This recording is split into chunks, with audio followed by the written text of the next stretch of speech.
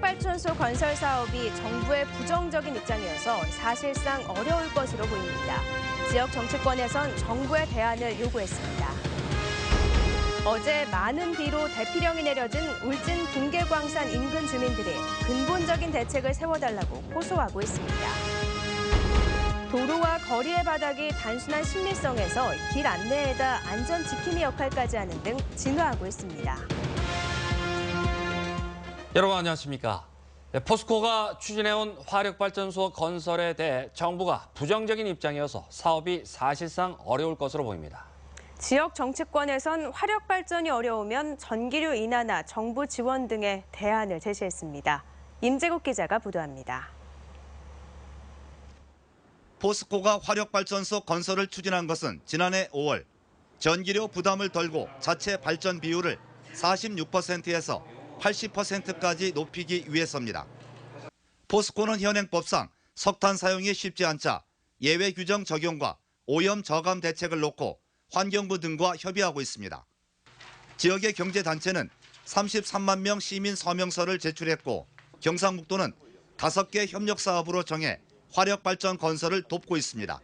철강 경쟁력 강화와 지역 경제 발전을 위해서 꼭 필요한 사업이기 때문에 협력을 통해 첨단 화력 발전이 가능할 수 있도록 최선을 다해 나가겠습니다.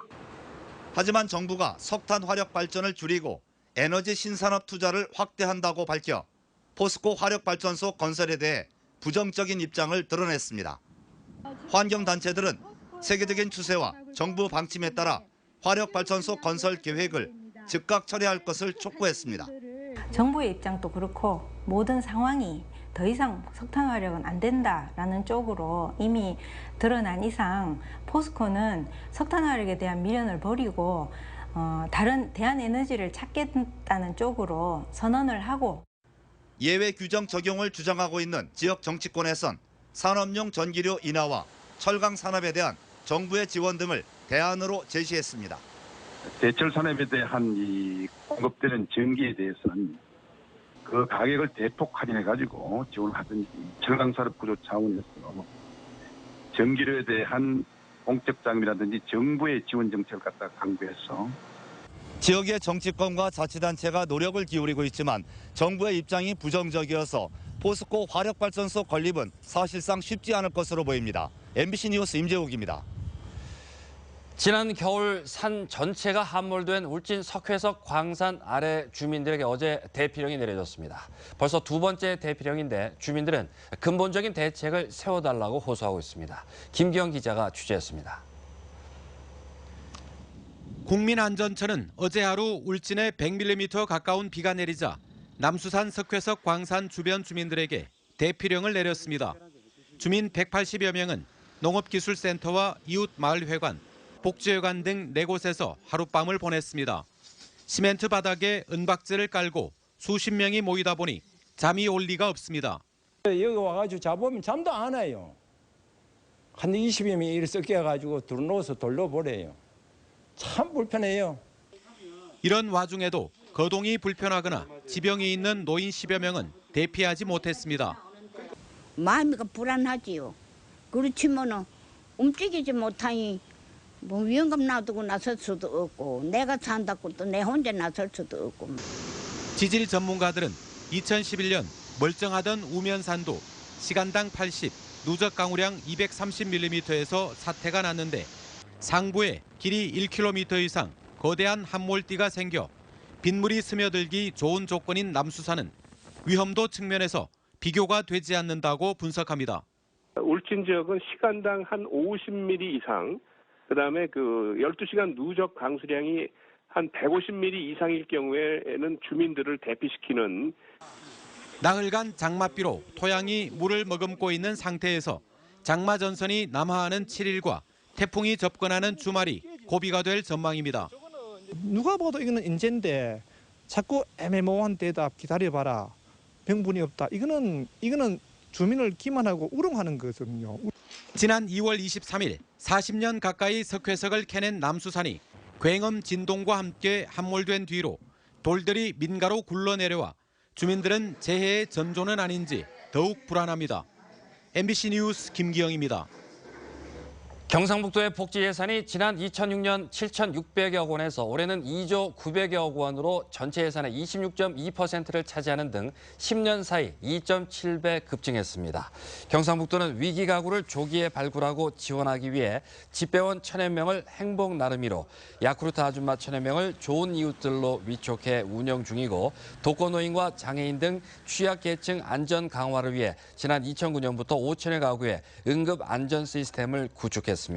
또 생활관리사 900여 명을 위촉해 가정 방문과 전화로 안부를 확인하는 등 독거노인들의 종합사회안전망도 구축해 운영하고 있습니다. 도로와 거리의 바닥이 진화하고 있습니다. 단순히 아름다움을 추구하는 것에서 벗어나 길 안내에다 안전 지킴이 역할까지 바닥의 역할이 다양해지고 있습니다. 이규설 기자입니다. 시선을 잡아끄는 다양한 무늬가 개발되고 화려한 색상까지 더해졌습니다. 바닥의 전통적인 역할은 이처럼 신미성, 즉 아름다움을 추구하는 것입니다. 그런데 요즘 들어 도로와 거리 바닥의 역할이 다양해지고 있습니다. 포항의 한 초등학교 앞 인도에는 샛노랑 페인트가 칠해졌습니다.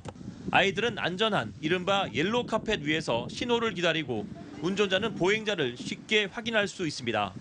바닥이 안전 지킴이 역할을 하는 겁니다. 카펫 안에 그 에리어 안에서 이렇게 대기를 하고 있기 때문에 학생들 그 안전 보호에 굉장히 큰 도움이 되었다고 생각합니다.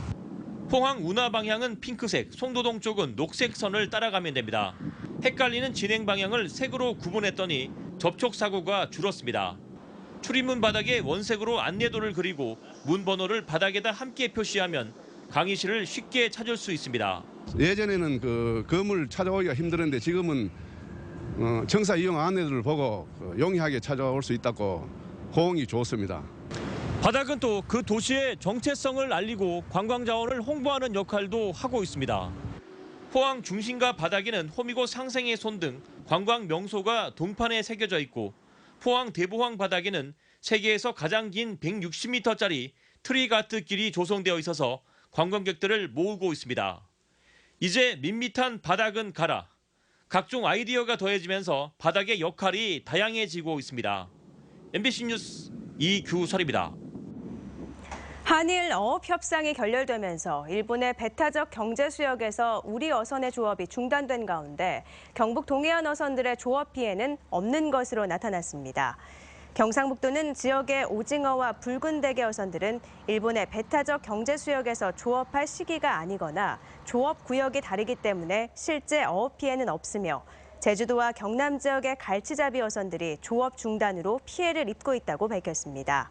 한편 지난달 말 한일 어업 협상이 결렬되면서 정부는 지난 1일부터 우리 어민들에게 일본 배타적 경제 수역에서의 조업을 중단하도록 했습니다. 브렉시트로 경북 대구의 제조업은 단기적으로 긍정적인 영향을 받지만 영국의 EU 탈퇴가 확정될 경우 수출액이 감소할 것으로 분석됐습니다. 대구 경북연구원의 분석에 따르면 달러당 환율이 10원 상승한 기조가 지속될 경우 7월부터 12월까지 경북의 무역 수지는 1,492억 원, 대구는 1,142억 원 개선될 것으로 보입니다. 그러나 브렉시트가 확정돼 영국의 평균 실효 관세율인 1.51%가 적용될 경우 지난해 기준 경북의 수출액은 478만 달러, 대구는 38만 9천 달러 감소할 것으로 전망됐습니다. 대경연구원은 지난해 경북과 대구의 수출과 수입은 전체 1% 미만이지만 변동성이 큰 만큼 중장기적으로 수출에 편중된 경제 구조를 내수와 수출이 균형을 이루도록 할 것을 제안했습니다. 조선내화가 포스코와 1,500억 원 규모의 내화물 품목 공급 계약을 체결했습니다. 이는 연간 매출액의 21.34%에 해당하며 계약 기간은 이달부터 내년 6월 말까지 1년간입니다. 조선내화는 내화, 기와와 벽돌 등을 생산하는 업체로 포스코가 주거래처입니다.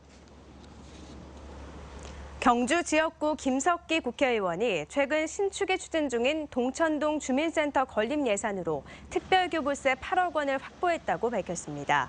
경주시는 지난 1987년 세워진 경주시 동천동 주민센터가 노후해 주민들이 불편을 겪어왔다며 62억 원을 들여 지상 4층 2,700여 제곱미터 규모의 주민센터 신축을 추진해 올 연말 착공에 들어갈 계획이라고 밝혔습니다. 포항지방해양수산청은 어선들의 안전한 항해를 위해 포항시 월포리와 9만 1위 어항 방파제에 높이 10m의 둥대 2기를 설치했다고 밝혔습니다. 월포리와 9만 1위 어항은 소형 선박과 어선들의 입출항이 잦고 해수욕장 등 주변 관광지와 인접해 있어서 선박 사고의 위험이 높은 곳으로 그동안 등대 설치 민원이 제기돼 왔습니다. 포항해양경비안전선은 송도해수욕장의 물속 방파제인 잠재 설치구역 주변에 안전사고가 우려된다며 연중 수상 레저 금지 구역으로 지정했습니다. 송도해수욕장에는 해안 침식을 막기 위해 평균 수면보다 낮게 설치한 물속 방파제 잠재가 3개 설치돼 있으며 이곳으로부터 반경 50에서 100m 이내는 수상 레저 금지 구역입니다. 이 구역에서 모터보트나 요트, 카누, 카약 등 수상 레저 기구를 타다가 적발되면 100만 원 이하 과태료가 부과됩니다. 포항시가 지난 2014년 125억 원을 들여 준공한 구룡포 과메기 문화관을 오는 9일부터 시범 운영하기로 했습니다. 옛 구룡포 동부초등학교 터에 자리한 구룡포 과메기 문화관은 지상 4층, 연면적 5천여 제곱미터 규모로 다목적 전시실과 해양 체험 공간, 과메기 홍보관 등으로 구성되어 있습니다. 포항시는 미비점을 개선해 9월쯤 무료로 정식 개관할 예정이지만 관리비만 연간 2억 4천만 원이 드는 반면 관광객의 관심을 끌 만한 소재가 없다는 지적도 나오고 있습니다. 오늘 낮 경북 동해안 대부분 지역이 30도 안팎의 기온을 보이면서 무더웠는데요. 내일은 경북 남부에도 다시 장맛비가 내리면서 기온이 조금 내려가겠습니다. 송혜림 기상캐스터입니다. 네, 포항을 비롯한 경북 남부지방은 오랜만에 먹구름이 끼지 않은 하늘을 볼 수 있었습니다. 하늘이 거치면서 당초 예보보다도 기온이 더 올랐는데요. 오늘 30도를 훌쩍 웃돌면서 무더웠습니다.